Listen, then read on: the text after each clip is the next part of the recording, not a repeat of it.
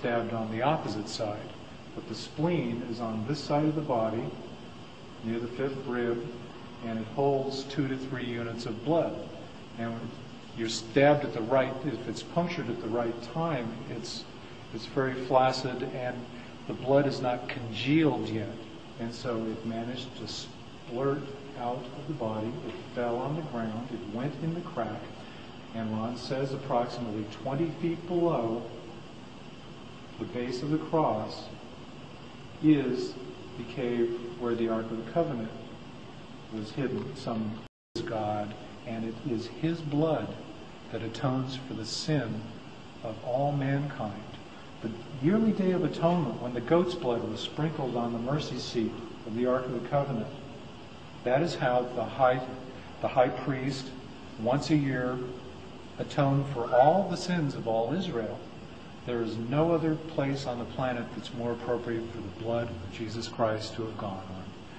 The Lord knew where Jesus would be sacrificed, where He would hang on the cross. And so 500 or 600 years earlier, when Babylon conquered Jerusalem, the temple priest arranged to have buried the Ark of the Covenant in that cave, led there by God. The siege walls were all around the city, so it's obvious they could not remove the Ark of the Covenant from Jerusalem. So it had to be buried within the city walls, and the Bible clearly states that when the Babylonians took the city captive, the box was overlaid with gold, while the lid and the angels attached to it were of solid gold. My investigation had led me into numerous localities in a number of countries. I became satisfied that the Ark had not gone to any of these places, that it had not been taken by the Babylonians or the Romans, and that it had not been destroyed either. According to tradition, the Ark and other temple treasures had remained hidden throughout the time of the Babylonian invasions, throughout the 70-year exile of the Jews in Babylonia, and also the entire Second Temple period. It extended 8 feet, about 2.5 metres out from the cliff face. And as the overlay of earth was cleared away, there appeared set into the rock a square shape. It appeared to be a plug, a stone plug.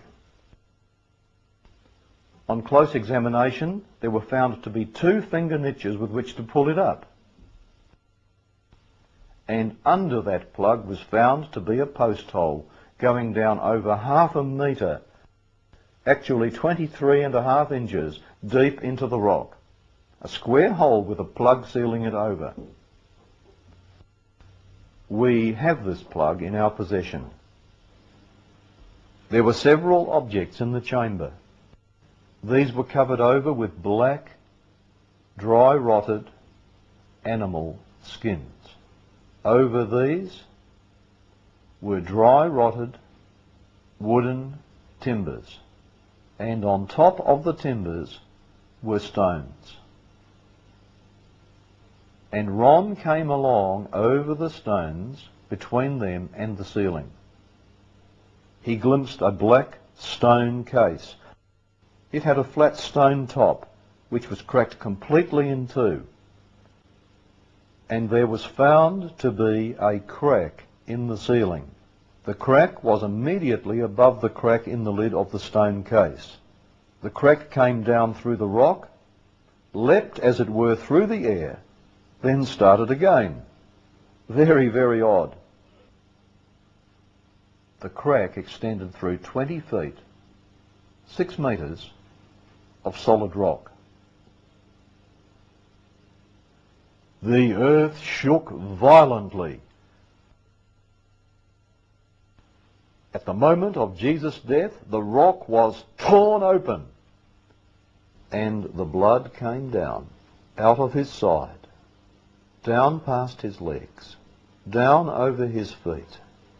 It poured into the cross hole and down through the crack in the rock that had been opened to receive it, then straight onto the lid of the stone case, and it sprinkled onto the mercy seat inside that stone case, the mercy seat of the actual Ark of the Covenant. And how do we know that? because the crack has been closely examined and it shows copious amounts of blood having flowed down into it. It's still there, and it's human blood. My question is that you said that you had the blood of our Lord examined by the Israelis. That's correct. What was their determination of that? Real quickly, okay. Dried blood is dead blood. Everybody knows that, all right? They can test the blood of the pharaohs, the mummies of the pharaohs, all right? There's certain things they can do. They cannot get a chromosome count by any method I'm familiar with, all right? Things keep changing. I don't profess to know everything. However, there's no way I know that you can get a chromosome count out of dead blood. You can get a DNA and some other things, but not a chromosome count, all right? That's done by living white blood cells. Now then, first of all, in this analysis, I took the blood into a laboratory in Israel. I asked one of the people I work with in antiquities, where is a good laboratory that does reliable work? And they said, such and such, such and such. I took it.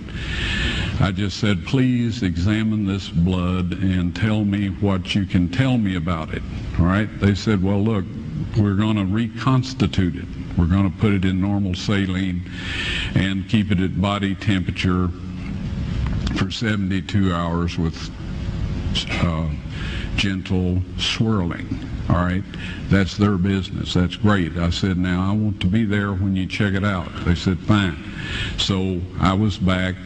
They checked it out. I said, now, they said it's human blood. We can tell that. They did whatever tests they need to do. And then I said, take some of the white blood cells and put them in a growth medium and keep them at body temperature for 48 hours. And they said, well, that'll do no good because it's dead blood. I said, would you please do that for me? And they said, okay, we'll do it. So anyway, I said, I want to be there when you take it out and examine it. So I was back there. They took it out, examined it under a microscope, and the one technician called the other one over there, and then they called the boss over there, and they were talking Hebrew a mile a minute there for a little bit, and they looked at me and they said, Mr. Wyatt, this human blood only has 24 chromosomes in it. Everybody else has 46. You see, 23 from your mother, 23 from your father, 22 autosomes from your mother, 22 autosomes from your father.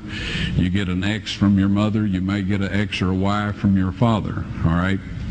This blood had 23 chromosomes from the mother's side, one Y chromosome only.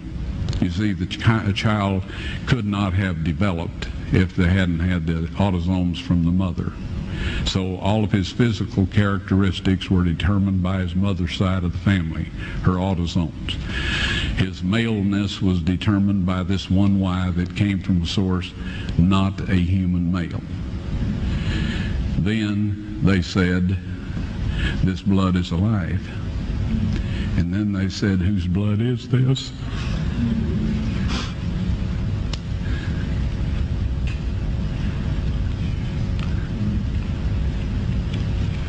I said, it's the blood of your Messiah.